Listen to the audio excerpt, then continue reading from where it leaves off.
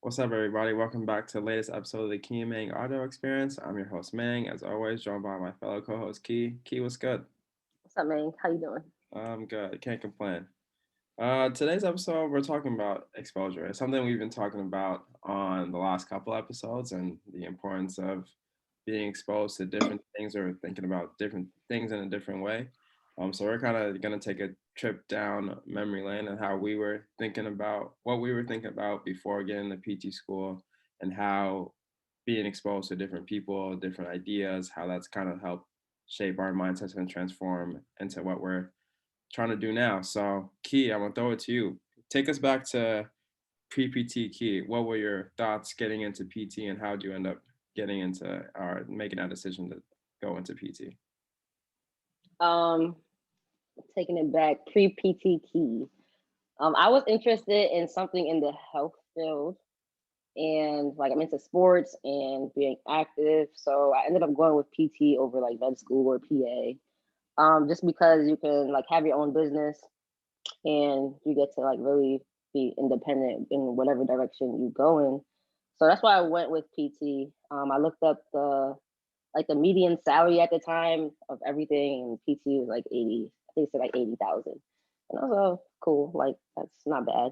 Um, yeah, we'll come back to that after. But I was like, that's not bad. So I ended up going with PT. Got into PT school, and when I was doing my observation hours to apply to PT school, I had to like shadow a PT, and all of the people I shadowed, none of them were black. I'd never seen like anybody of color. Like they were all black. It was an Indian lady. I was like, yeah, that's pretty cool, but we don't relate. So I was like, are there any black PTs? So I started looking on YouTube, and I came across Greg Todd. And I think this was probably like the end of my summer semester. And then I got into his Smart Success PT course. And then that's when I was really exposed to real PT, like actually what's going on. I didn't know that people were coming out of school making like 65K. Because I thought the median salary was like you get a little under, a little more. So probably like they'll come out making like 80 knowing me. So that's what I was thinking. But no, he exposed me to like what it actually was, and like marketing yourself as a PT, not to only just be a like employee, but putting yourself in other positions to succeed in other aspects and like finances, building Facebook groups, all types of things that aren't really taught in school. So that really exposed me to kind of where I'm at today. And then from there, I just kept like learning from people that was in that community and then getting into other communities. And that's what kind of shaped how I think now. I think I've always been like I don't stop saying out of the box, but a different thinker. But I feel like that gave me the push to see that, hey, people in my field are actually doing something different. Like it's not just what I see in school. So I think I needed that, and I'm the type of person that's not afraid to do something that I guess people around me aren't doing. Like if I see it being done other places, I feel like I can do it as well. So the exposure was really needed. I think it just gave me an extra push. How do you find GT? I was on YouTube. I was just typing physical therapy, like black physical therapist or something like that. I don't know. I was just on YouTube and went down a rabbit hole and I found GT.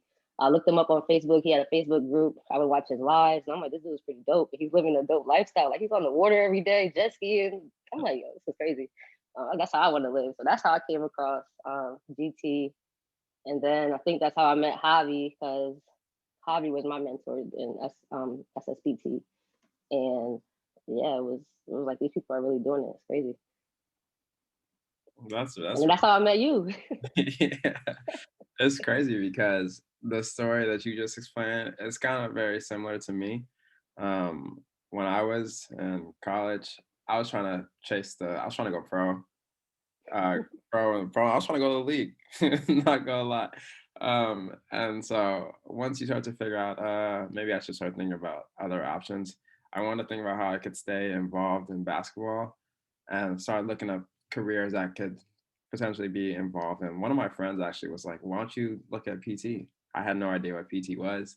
I had never had it done on me. I had plenty of ankle sprains, but you know, you just let it kind of heal by yourself. And and then go back to playing a couple weeks later. But once I did my research, I was like, oh, there's PTs in the league. That could be my way to get to the league. And so I was like, but I never met Black PT also. Greg Todd was the first one I met. And that was after I found him on YouTube. And the same thing as you, I was like, I want his life. He he chilling on the boat.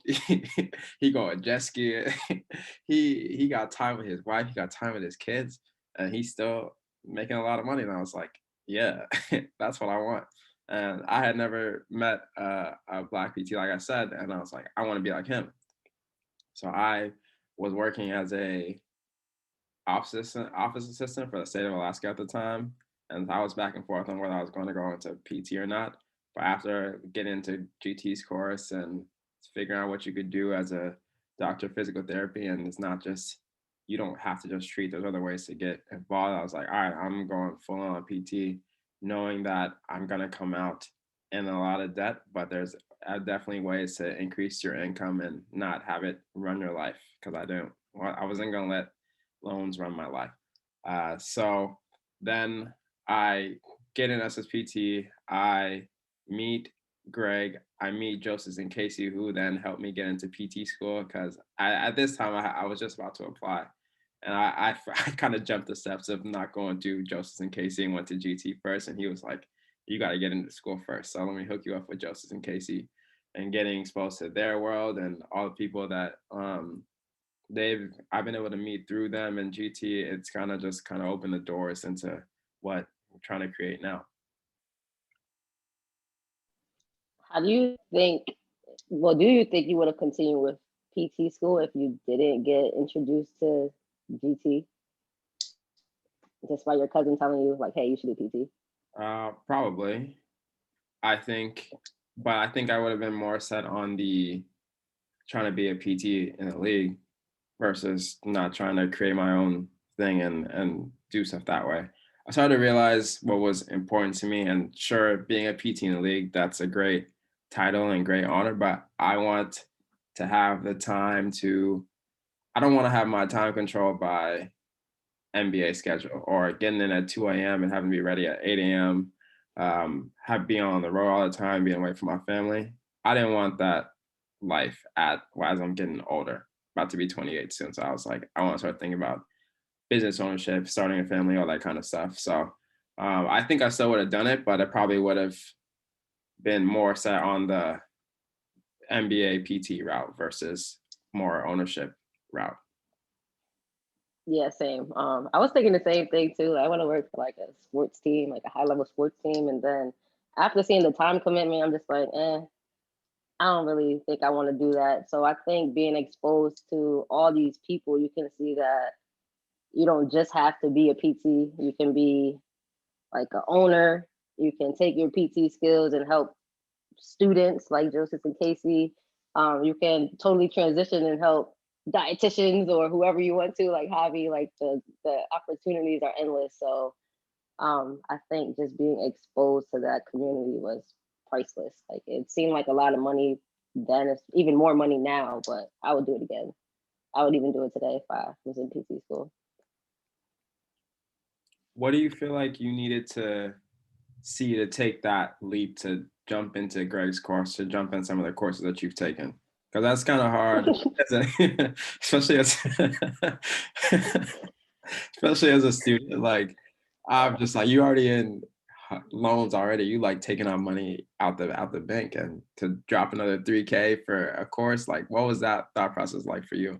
Honestly, man, it didn't take much for me because once my refund hit, I was like, I'm in debt. Like, so I definitely did like the payment plan. I forgot how much it was a month. And I did it and I was just paid it off every month because I'm already in X amount of debt. I'm already seeing how much I'm not gonna make outside of school. Like I might as well start trying to figure out how I am gonna make this money. You know what I mean? So it didn't take much for me because I think of it like relatively speaking, $3,000 is not a lot of money compared to how much money I can make from what I'm gonna learn in this course. Mm-hmm. So I didn't really think twice about it. And I like the idea of like mentorship and being connected with a lot of different people. So I think that like it's for what I got out of it, it's not a lot of money. For sure.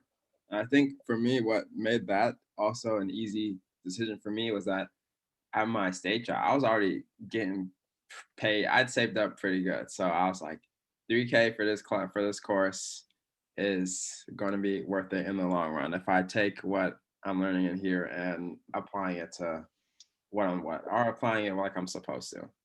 And I was like, it made it a really easy decision because I was like, GT is what I want to do. GT is what I want to be. And Hmm. easy, there's no other source than to get it from the source itself. So I was like, all right, let's do it. Also, like the other day, I remember that one of the modules in SSPT talked about using an anatomy app and using it to explain certain diagnoses to patients. Like 2 weeks ago, I literally went through that again, and I just started like using that. I think I wanted to like learn a way to explain a certain diagnosis to my patients. So I went back on, logged in, and used it. So it's not like you're paying it and then the information is going away. Like that information is still valuable 3 years later. Mm-hmm. Mm-hmm. So it's an investment. It's an investment, but you always have access to it. Yeah. Plus, as they update things, it's gonna change. They're gonna add stuff to it. Usually, with a lot of the online courses that you take, as they update stuff, you usually get access to it because you're already a part of the community. So, if it costs a lot of money now, that get it now before it goes up some more when they add more things. Yeah, I don't even know the price of this now. I don't want to know, but Uh, Probably some credit. It's not 3,000. I'll tell you that. no, it's not. Today's price is not yesterday's price.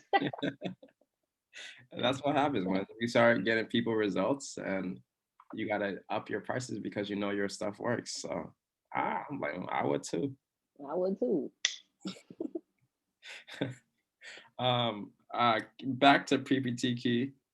What were I know you talked about wanting to be part of the sports team and stuff, but what were some of your other goals that you were trying to accomplish in the PT world?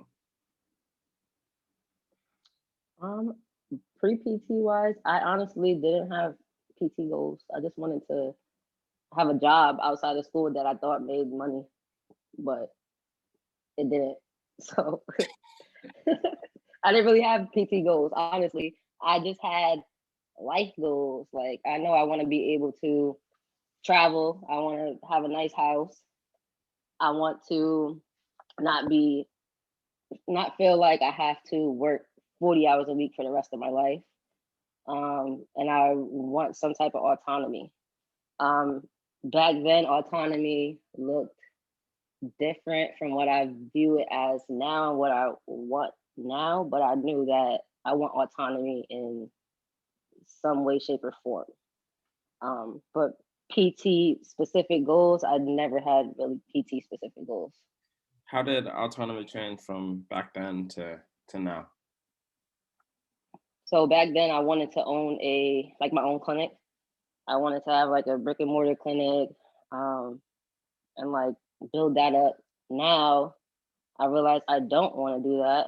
I want to like work with a very specific group of people, and I don't want to have an actual physical PT clinic. So autonomy in the way of building my own business and having it and like doing my own stuff is not something I want anymore. But I do feel like I still want to be autonomous in the sense of my time. Like I wouldn't mind like collabing with somebody and like running like the behind the scene things, like marketing or like autonomous that way. But I don't want to be the head one in charge of a PT clinic anymore. Like that's not on my radar. I hear you. I hear Like we spoke about that, and yeah, I'm just like realizing I don't think I want that anymore, and it's totally fine. you. It is. I mean, and plans can change. And I think that's important to be able to realize that what you thought of as when you were 19, 20, it's going to be a little different when you turn 24, 25, 26. And it's okay that things change. I think as long as you have a direction you're heading in and you know what you want to get out of it, then go in that direction and see where it takes you. Because what you thought you were going to end up with might not be what you envisioned. That Yeah, makes any sense. no, it does make sense. I think that you have to be confident or comfortable with pivoting. But I think that the only way you would be comfortable with pivoting is having exposure. Because if you feel like you're in one spot and you have nowhere else to go, it's hard to feel like you can change directions or can change up what you're doing if you don't see people doing that as well. Yes, you can do it, but I feel like if you see it being done over and over and over again, you kind of have the reassurance like, hey, I can do this. Like, if they can do it, why can't I? Hmm. So I think exposure allows you to be comfortable with, like, hey, this isn't working for me. I'm gonna go that way. And I think also like seeing the life that GT was living. When I was watching his YouTube videos and stuff and listening to him talk, I'd be like, that's what I want. I never, I never grew up with like having the opportunities to go on trips every quarter or take a trip overseas or anything like that. My mom and dad were always working like super hard to make sure that we had roof over our head and food to eat. So seeing that, seeing what he was able to create for him and his family and the relationships that he was able to build, I was like, that's what I want. I want the time to be able to just not have to work or be able to take my kids somewhere or take my wife somewhere and just have a date night or, just do things that are not dictated by having to work 8 to 5:30 or just working in the clinic. Like I can have the time with my family. 'Cause that's what's most important. And I think you're wearing the shirt. Generational wealth starts with me, and that's how I feel because all my family comes from Gambia, and they know how to like survive. And obviously, we all want to survive, but I think we all trying to thrive now instead of survive. So that's what I think getting exposed to GT and exposed to that group of people did for me. Yeah, same. And I also think that outside of the PT field, like as a kid growing up, like we talked about in previous episodes, that we have like all these aspirations of doing all these cool things, and as we get older, like our imagination kind of dwindles. I guess it gets smaller, and we don't think the same, because of like the constraints put on us. But I would say that even like back when I was younger, I wasn't really exposed to other fields like I was to like the healthcare field. So I feel like if I was exposed to other things, like right now tech is big, um, like social media marketing is big.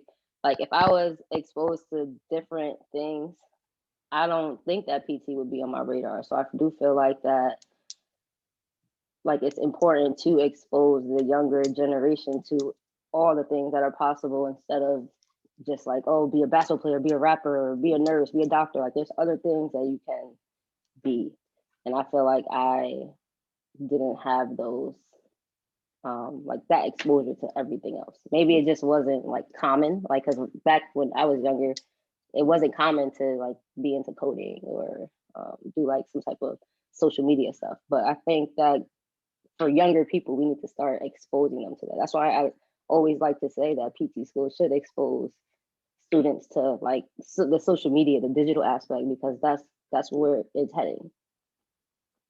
But I think even before like PT school, like high school, like a high school Exactly. marketing class, a high school uh, investing class. I had a patient tell me that they're doing this competition right now, like with fake money in the stock market, where they Mhm. each have an amount of money and they have to put money into stocks, and they have like 30 days to see how much who can grow the most amount of money. And I was like, oh, we never did anything like that. So I think it's starting to, but it just depends on who's teaching what and what you have access to at your schools. Because maybe at some private school, they have all the resources to get um, financial courses, investing, taxes courses, things like that.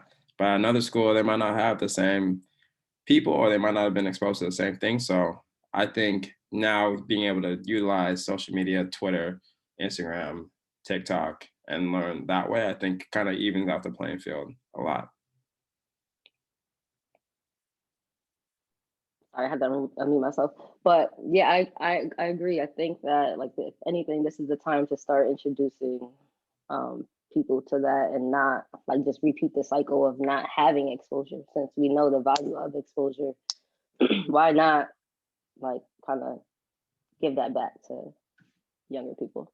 For sure. I think what we talked about with Katie last week, it starts with us at the end of the day. Like now we have the information, and it's up to us to spread it to our patients or the generation coming after us, just to make sure we leave the world a better place than we found it. Yeah, how do you think that we can do that? Like, what are ways that we can do that in our position? I know this podcast is one way, but what other ways? I think with something simple as like journaling your journey, and being willing to be vulnerable about your ups and downs, what mistakes you made, what things worked well, and using those learning opportunities to help shape or give advice to the people coming up after you. I think it's just about being willing to give out the information, all of it, the good and the bad, so that the person coming behind you does not make the same mistakes you did, and hopefully can just build upon the things that worked for you. Yeah, I was thinking the same thing. Like with Instagram, that's a good way to do that. I feel like people don't take advantage of that because on Instagram it's kind of like a fake reality. You don't really show everything. So the thing that kind of drew me to the communities we are in now, those people show their journey, like the ups, the downs, good, the bad. So I feel like we can pretty much do the same thing for people coming up behind us. Just have to be willing to like talk about everything. And I feel like we need more of that because everything isn't all good all the time. Hmm. Yeah, I think that starts with us and our individual like endeavors. With me with the Hoop Lab, you with Keep It Fit. I think if we can start being a little more vulnerable about what's going well and what we're working on, I think that'll help naturally bring people along who might relate or might want to do something similar to what either of us are doing, and kind of we can do that way. And even with this podcast, like we gonna make mistakes, we gonna we gonna mess up our words, but we're also showing up every week and being consistent, and people can learn a lot from just the consistency of it. And I think if we just keep on building on with that consistency, we'll see that you don't know the impact that you can have, and you don't know who's listening to one of the episodes just by showing up every single week. Well said, my friend. Um, when it comes to investing time and money into like these courses and these mentorships, how do you how do you go about choosing somebody? Like how would you give what advice would you give for somebody that is looking to like invest in like a course or a community kind of like we did? Like how would you tell them to like vet them out? Go find where their content is, go look at their content, absorb their content, then find a way to hop on a conversation with them, whether it's DMs, phone call, ask your questions, but do your homework. Don't ask things that you can find on their website or on their platforms or whatever, but do your homework and make sure those questions are things you're generally curious about. And I think they'll be willing to give you the time to answer those. But then you can also see, what are they like as a person? Do I vibe with them? Do I feel like I can learn from them? Because I think that's important. You got to feel like when you're investing in a course that you're going to be able to apply what you take out of it and feel good about having them as a mentor. Because now you're paying money for it. So you got to make sure that you're a good fit with them and they're a good fit for you. And so I would just really do your research and vet who you're going out to, and also talk to other people who have taken their courses, learn from them, and see what they think, and just get that perspective. But don't allow other people's opinion to judge, to make your decision for you, because maybe what didn't work for someone else will work great for you, and you don't know until you do all that homework beforehand. Yeah, I like what you said about um I forgot exactly what you said, but it made me think about what we always talk about, how we take a course and sometimes don't implement the information. Hmm. So I feel like with these communities, it may like feel good to be a part of the community, but actually make sure you're doing like implementing what you're learning, because you could take 1,000 courses. If you don't implement it, you're still gonna be in the same spot you were today, like next year. So really make sure you're implementing it and taking advantage of the community you're in, because those people could lead you places that you probably couldn't have got without them. So definitely take advantage of the information and also the people. What about now? Like, if you were to invest in a course now, what kind of things would you be looking for? Oh, good question. Right now, if I was to invest in a course, I would be looking for like topic wise. Everything. I would do like a business course, um, more something with more accountability, not just modules to go through. Like I need like if I implement something, I would like to have you available to like tell me, oh, hey, you should have did it this way, or like we have a conversation about how it works. Just more so, like a conversational style of business coaching. It doesn't have to be one on one, but more so just like me being able to ask questions as opposed to just going through the course and just learning the information. So I feel like it depends on what level or what stage you are in your growth, whether it's your business, personal, or whatever. Sometimes those modules, just bang them out and learn something is good, but other times when you're actually doing certain things, you have to like have that access to them to really get everything. So that's what I would be looking for. What else? Definitely somebody who like stays on my ass, because I definitely need the accountability. Um, and I just need somebody that's not afraid to like tell me certain things like, hey, this don't look good, or like you're not doing this. And I think that's kind of what I have now for my coaching.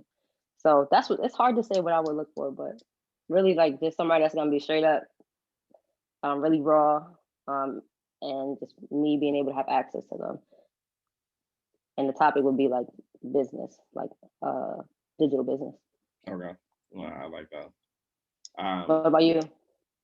right now, I think how I pick courses is based on what I'm trying to get better at. So probably like writing courses, like I'm really trying to get better at like communication, written communication. So whether it's like captions, whether it's emails, trying to figure out how to talk to an audience. I want to get better at that. So I'll probably invest in courses like that. I'm also trying to get into investing in finances and stocks. So looking into courses into that. I'm in uh, Andy Chan's moment mentorship, and he that's more of a clinical side of things. But I wanted to get better with like clinical skills because I want to build I want to build the like physical hoop lab location, and I want to be known as one of the best in the PT game for basketball players. And I feel like I got to make sure that I'm on point and learning from people who I think are doing good for themselves in the clinical aspect of things, so I can take those skills as well and implement it into the business, and also for the people that are going to come after me or come work with me or I want to make sure that I'm on point and I'm not just saying it, but I can do what I need to do as well. I think that taking these courses from these people, I think like really increases your confidence, but it also like makes sure you're staying on top of other things. And as like you're building your business, I think that people will see that you're serious about like your continuing education, whether it's actually going back to school or just taking courses, going to different like seminars. I think that they're like that sets the tone for them. So like I feel like that makes you more attractive as like an employer or business owner, because you're serious about your stuff too. So I see people like, oh, I'm not paying this amount of money for a course, or like feeling like they're too good to take a course.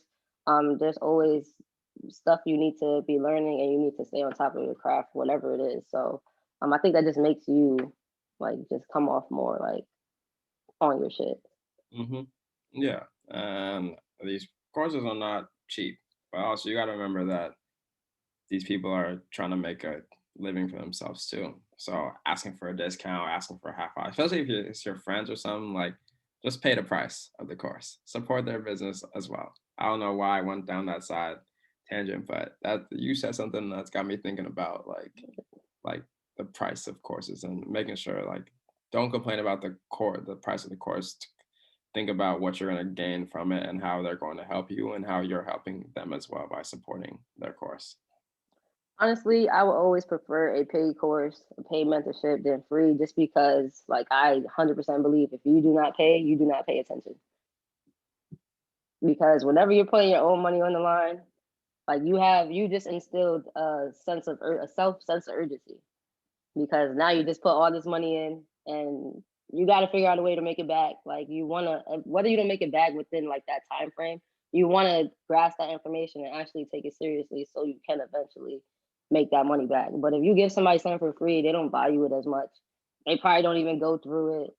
And I just feel like the paid aspect is like you're actually showing that person you're learning from that you're serious, and then they're more likely to help you. I know if you pay for my products, I'm going to give you a lot more time, Mhm. attention than somebody who just like, oh, give me this for free. Like, so I think it goes both ways. Like, you're gonna work harder to go through it and learn, and then that person that you bought it from is also gonna value that you invested in them, and they're gonna return it. So I think it goes back and forth. Plus, I think what if you see a price tag, then you're like, all right, you gotta make sure your finances are in order because you can't just be spending on everything and then throw another 3K for a course and you don't really got it like that. Then you're like, all right, I'm gonna have to cut out a coffee for the month, or I'm gonna have to cut out the things that you don't need because you know that this is going to help you long term be able to. If you want to add the coffees back in, go ahead, but it might like delayed satisfaction. So I think Exactly. keep you on point with your finances as well if you're trying to figure out is this worth it or not and thinking about your future. And most all the courses I've taken, they've been worth it. I'm not gonna lie, I bought a couple courses and didn't even go through them, but I got them on sale and I have them on my list to go through. Mhm. So if you're that type of person, make sure you say that you're gonna stop buying courses and actually go through what you buy, because I definitely have like a couple courses I still haven't went through. Oh, that's definitely me. Definitely me. I made a list of all the courses I've bought, and there's so many I have to go through, but I just started with the ones that are most relevant to what I'm trying to do right now. Start with two Uh-huh. or three, and then go through them day by day. And once I can check it off, implement, then move on to the next thing.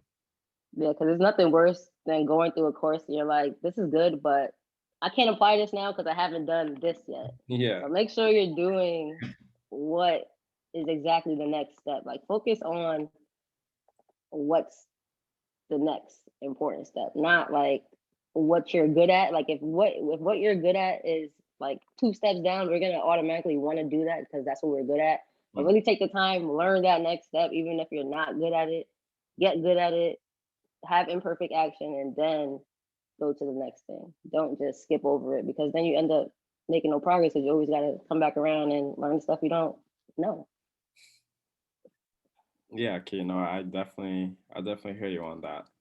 I think we're starting to wrap up. What would you say one or two takeaways that you have to for the listeners today? Exposure can change the trajectory of your life. So definitely take advantage of it. And if you do get exposed to something that is completely not in alignment with where you thought your life was going to be, do not be afraid to pivot, because you being exposed to that thing is probably meant to happen. So don't be afraid to like kind of change paths, and then always take advantage of the people in like your, I guess, your circles. Always try to surround yourself with those people so that you can continuously be exposed to what's out there, because I feel like that's the only way to do it. I like it. I like it. I would say for me, YouTube is wonderful. Use it. If I don't have YouTube, then I don't find Greg Todd.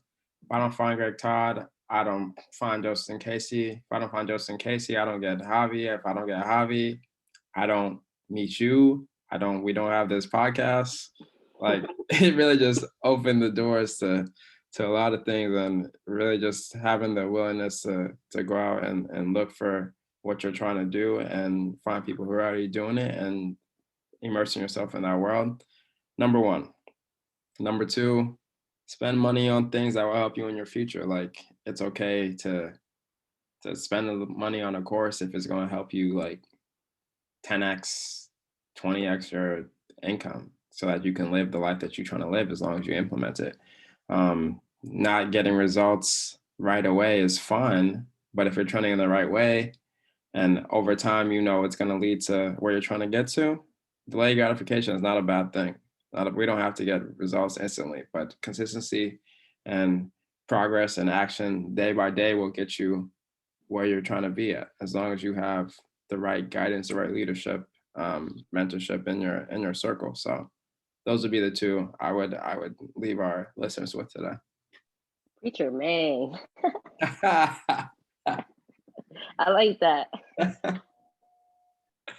Oh, that's funny. Those are good. Those are great takeaways. Oh, thank you.